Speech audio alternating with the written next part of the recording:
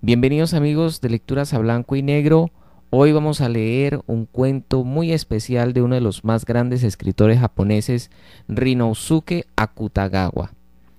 Un cuento que es verdaderamente encantador de principio a fin, que a muchos les generará ciertos escrúpulos, pero que no por eso deja de ser interesante esta historia de estas situaciones que nos enfrentan a la humanidad respecto a la sobrevivencia, ¿no? Al sobrevivir, eh, cómo nosotros tenemos que dejar por un momento al lado la ética, la moral, los principios que cada uno se haya formado en vida para poder seguir manteniéndose vivo, ¿cierto? Pero bueno, esto es como una muy breve introducción a un cuento muy especial. Y antes de iniciar a leerlo, quiero extender mi saludo a Ramiro Castro Cabanillas, que es uno de los seguidores de este canal, leales, fieles, a quien en varias ocasiones he saludado por los comentarios de los videos. Agradezco a todos los lectores que comentan, que comparten sus ideas, que me permiten saber que este canal está llegando a sus hogares y en cierta medida está aportando a la formación de lectores, a establecer la lectura como una práctica social allá en la casa. Y nada, agradecerles a todos. Vamos a iniciar con la lectura de este hermoso cuento. Rashomon Ryunosuke Akutagawa. Era un frío atardecer. Bajo Rashomon, el sirviente de un samurái esperaba que cesara la lluvia. No había nadie en el amplio portal. Solo un grillo se posaba en una gruesa columna cuya laca carmesí estaba resquebrajada en algunas partes. Situado Rashomon en la avenida Sajaltu, era de suponer que algunas personas, como ciertas damas con el Ichimegasa o nobles con el Momiebosh, podrían guarecerse allí. Pero al parecer no había nadie fuera del sirviente, y era explicable, ya que en los últimos 2 o 3 años la ciudad de Kioto había sufrido una larga serie de calamidades. Terremotos, tifones, incendios y carestías la habían llevado a una completa desolación. Dicen los antiguos textos que la gente llegó a destruir las imágenes budistas y otros objetos de culto, y esos trozos de madera, laqueada y adornada con hojas de oro y plata, se vendían en las calles como leña. Ante semejante situación, resultaba natural que nadie se ocupara de restaurar Rashomon. Aprovechando la devastación del edificio, los zorros y otros animales instalaron sus madrigueras entre las ruinas. Por su parte, ladrones y malhechores no lo desdeñaron como refugio hasta que finalmente se lo vio convertido en depósito de cadáveres anónimos. Nadie se acercaba por los alrededores al anochecer, más que nada por su aspecto sombrío y desolado. En cambio, los cuervos acudían en bandadas desde los más remotos lugares.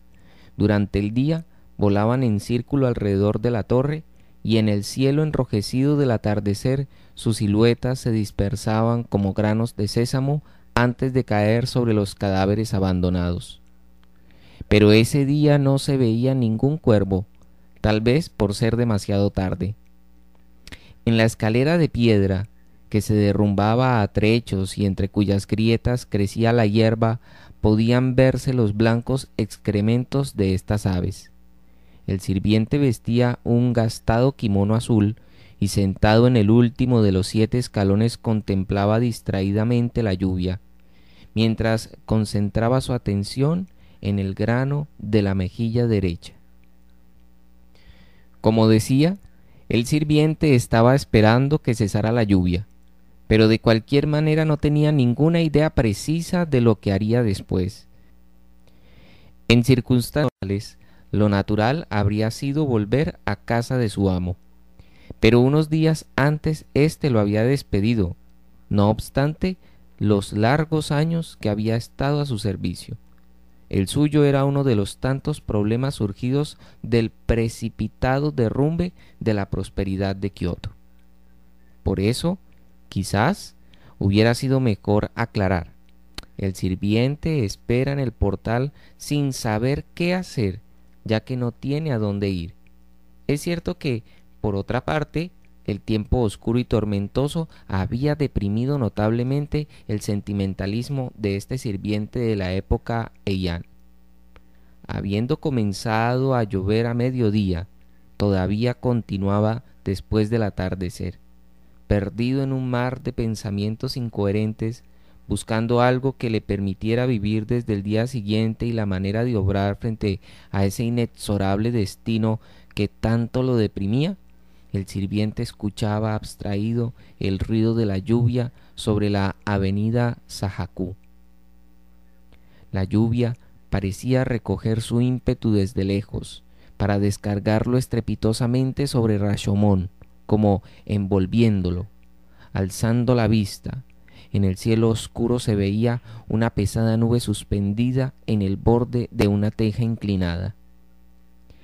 Para escapar a esta maldita suerte, pensó el sirviente, no puedo esperar a elegir un medio ni bueno ni malo, pues si empezara a pensar sin duda me moriría de hambre en medio del camino o en alguna zanja.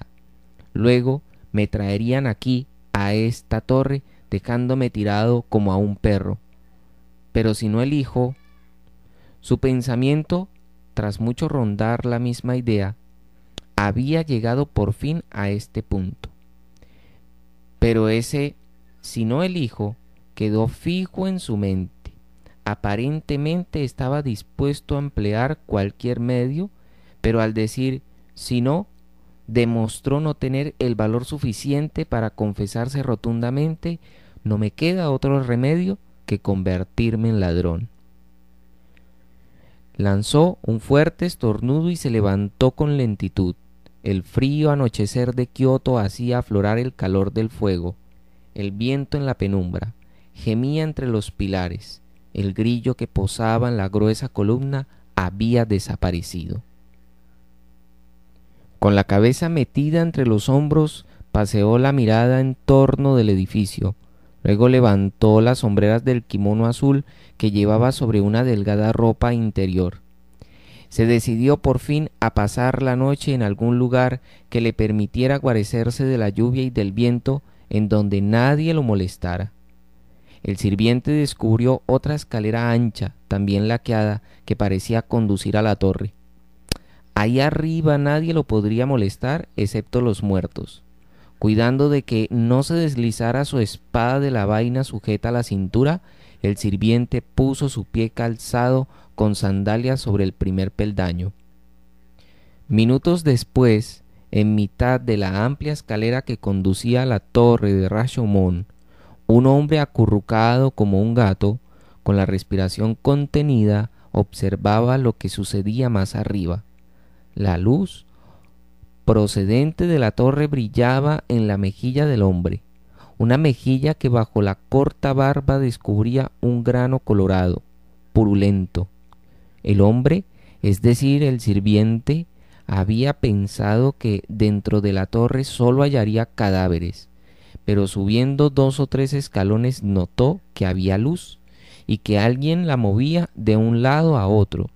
Lo supo cuando vio su reflejo mortecino, amarillento, oscilando de un modo espectral en el techo cubierto de telarañas. ¿Qué clase de persona encendería esa luz en Rashomon en una noche de lluvia como aquella? Silencioso como un lagarto, el sirviente se arrastró hasta el último peldaño de la empinada escalera. Con el cuerpo encogido todo lo posible y el cuello estirado, observó medrosamente el interior de la torre. Confirmando los rumores, vio allí algunos cadáveres tirados negligentemente en el suelo. Como la luz de la llama iluminaba escasamente a su alrededor, no pudo distinguir la cantidad. Únicamente pudo ver algunos cuerpos vestidos y otros desnudos, de hombres y mujeres. Los hombros, el pecho y otras partes recibían una luz agonizante que hacía más densa la sombra en los restantes miembros. Unos con la boca abierta, otros con los brazos extendidos, ninguno daba más señales de vida que un muñeco de barro. Al verlos entregados a ese silencio eterno, el sirviente dudó que hubiesen vivido alguna vez. El hedor que despedían los cuerpos ya descompuestos le hizo llevar rápidamente la mano a la nariz. Por un instante después olvidó ese gesto. Una impresión más violenta anuló su olfato al ver que alguien estaba inclinado sobre los cadáveres. Era una vieja escuálida, canosa y con aspecto de mona, vestida con un kimono de tono ciprés, sosteniendo con la mano derecha una tea de pino. Observaba el rostro de un muerto que por su larga cabellera parecía una mujer. Poseído más por el horror que por la curiosidad, el sirviente contuvo la respiración por un instante, sintiendo que se erizaban los pelos. Mientras observaba aterrado, la vieja colocó su tea entre dos tablas del piso y, sosteniendo con una mano la cabeza que había estado mirando, con la otra comenzó a arrancarle el cabello uno por uno. Parecía desprenderse fácilmente. A medida que el cabello se iba desprendiendo, cedía gradualmente el miedo del sirviente, pero al mismo tiempo se apoderaba de él un incontenible odio hacia esa vieja. Ese odio, pronto lo comprobó, no iba dirigido solo contra la vieja, sino contra todo lo que simbolizase el mal, por el que ahora sentía vivísima repugnancia. Si en ese instante le hubiera sido dado elegir entre morir de hambre o convertirse en ladrón, el problema que él mismo se había planteado hace algunos instantes, no habría vacilado en elegir la muerte. El odio y la repugnancia ardían en él tan vivamente como la tea que la vieja había clavado en el piso. Él no sabía por qué aquella vieja robaba cabellos. Por consiguiente, no podía juzgar su conducta, pero a los ojos del sirviente, despojar de las cabelleras a los muertos de Rashomón, y en una noche de tormenta como esa, cobraba toda la apariencia de un pecado imperdonable. Naturalmente, este nuevo espectáculo le había hecho olvidar que solo momentos antes él mismo había pensado hacerse ladrón. Reunió todas sus fuerzas en las piernas y saltó con agilidad desde su escondite, con la mano en su espada. En una zancada se plantó ante la vieja. Ésta se volvió aterrada y al ver al hombre retrocedió bruscamente tambaleándose. —¿A dónde vas, vieja infeliz? —gritó cerrándole el paso, mientras ella intentaba huir pisoteando los cadáveres. La suerte estaba echada. Tras un breve forcejeo, el hombre tomó a la vieja por el brazo, de puro hueso y piel, más bien parecía una pata de gallina, y, retorciéndoselo, la arrojó al suelo con violencia. —¿Qué estabas haciendo? Contesta, vieja, si no, hablará esto por mí. Diciendo esto, el sirviente la soltó, desenvainó su espada y puso el brillante metal frente a los ojos de la vieja. Pero guardaba un silencio malicioso como si fuera muda. Un temblor histérico agitaba sus manos y respiraba con dificultad, con los ojos desorbitados. Al verla así, el sirviente comprendió que la vieja estaba a su merced. Y al tener conciencia de que una vida estaba librada al azar de su voluntad, todo el odio que había acumulado se desvaneció para dar lugar a un sentimiento de satisfacción y de orgullo. La satisfacción y el orgullo que se sienten al realizar una acción y obtener la merecida recompensa. Miró el sirviente a la vieja y, suavizando algo la voz, le dijo: «Escucha, no soy ningún funcionario imperial. Soy un viaje accidentalmente por este lugar. Por eso no tengo ningún interés en pretenderte o en hacer contigo nada en particular. Lo que quiero es saber qué estabas haciendo aquí hace un momento. La vieja abrió aún más los ojos y clavó su mirada en el hombre.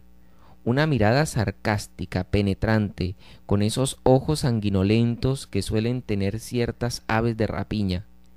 Luego, como masticando algo, movió los labios, unos labios tan arrugados que casi se confundían con la nariz. La punta de la nuez se movió en la garganta huesuda.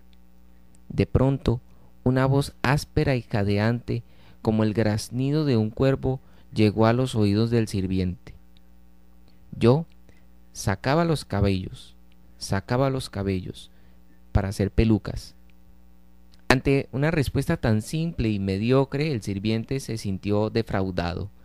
La decepción hizo que el odio y la repugnancia lo invadieran nuevamente, pero ahora acompañados por un frío desprecio.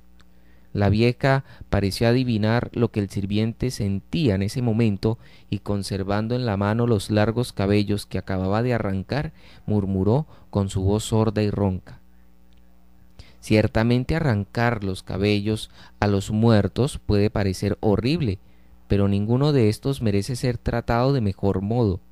Esa mujer, por ejemplo, a quien le saqué estos hermosos cabellos negros, acostumbraba a vender carne de víbora desecada en la barranca de los Guardianes, haciéndola pasar nada menos que por pescado. Los guardianes decían que no conocían pescado más delicioso.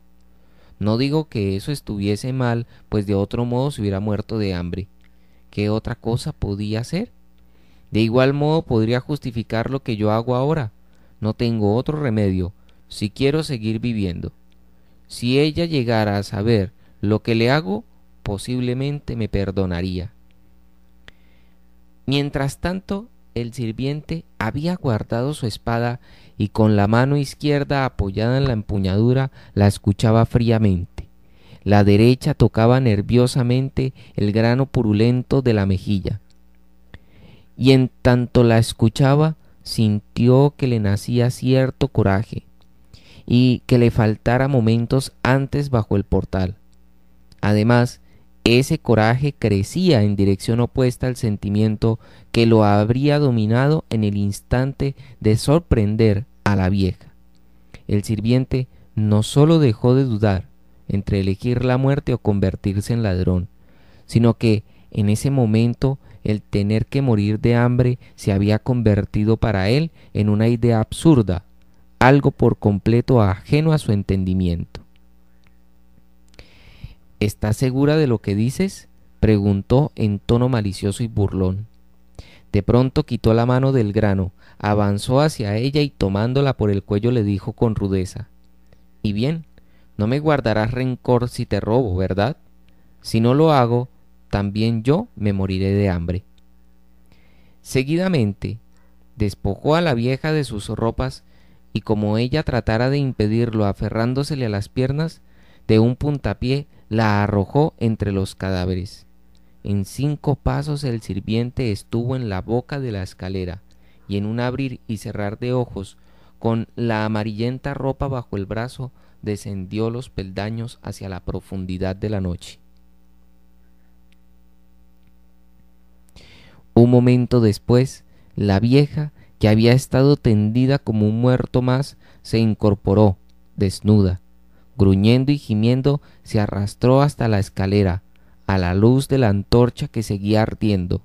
Asomó la cabeza al oscuro vacío y los cabellos blancos le cayeron sobre la cara. Abajo, solo la noche negra y muda. A dónde fue el sirviente, nadie lo sabe.